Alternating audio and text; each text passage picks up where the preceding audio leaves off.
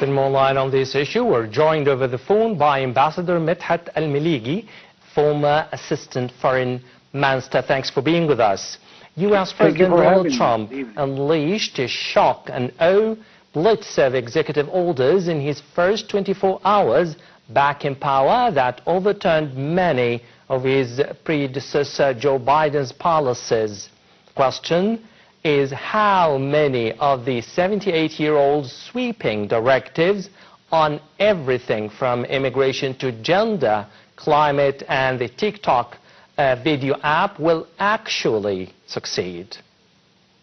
Well, actually, I mean, we have to see how Mr. Trump is thinking. What he's thinking is to, according to his own words, to make America great again. So, in order to do so, he is planning to do take every measure in his power to actually impose his vision on the world, actually, in order to make America great again, as he said.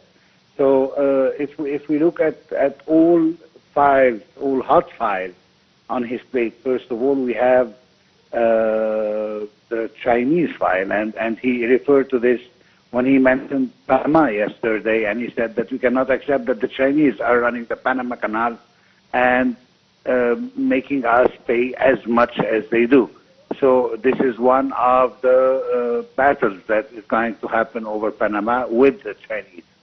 And of course, with his two closest neighbors, we've already heard his declarations regarding Mexico and what he's planning to do about immigration and how many. I believe we are talking about 11 million illegal immigrants from Latin America, and especially from Mexico, that he is planning to actually kick out of the country.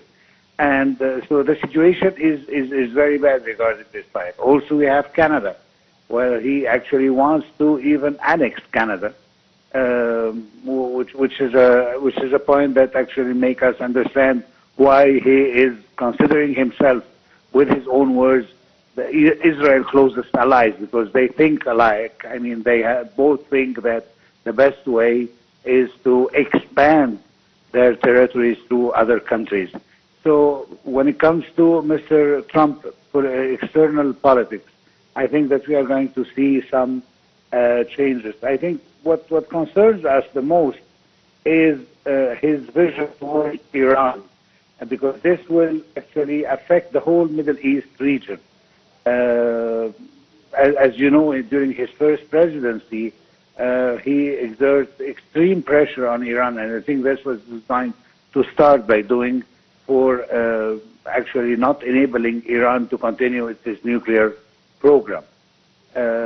When it comes to Israel, of course, we know how he supported Israel. We've heard him during the presidential debates and campaigns when he spoke about that he considered himself Israel's closest ally and best friend, and yet we have seen him taking some measures against Israel in a certain way by forcing it to accept the current ceasefire, or truce, if you want to call it this way.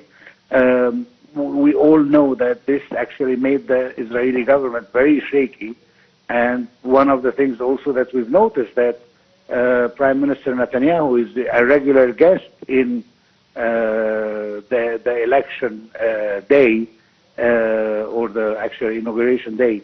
It was not present yesterday, which shows that there are already some differences. Nevertheless, Mr. Trump will always be a great supporter of Israel.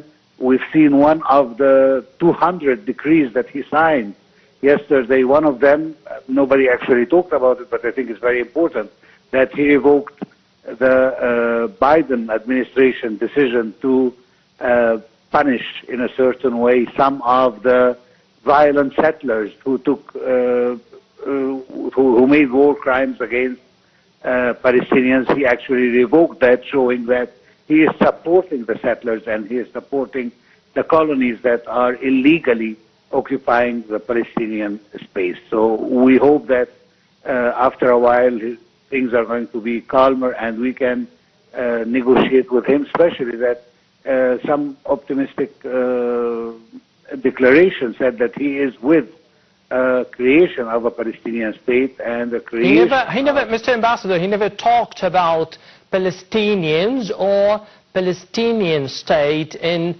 his many speeches of inauguration. Not yesterday, but before that he said that we have to give them a horizon to look at.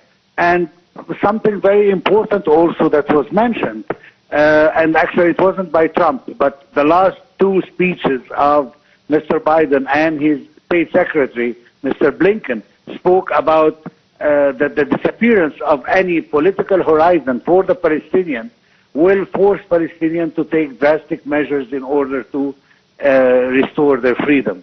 So I think in the United States they understand that you cannot have the three things together, and by the three things I mean peace, security, and the Palestinian land. You cannot win the three of them. And I believe that this is quite clear for the American administration and for Mr. Trump. Let's hope Mr. Trump understands this very well. Mr. Ambassador Medhat El Meleegy, former Assistant Foreign Minister, thanks for being with us. Stay tuned. We'll be back after the break.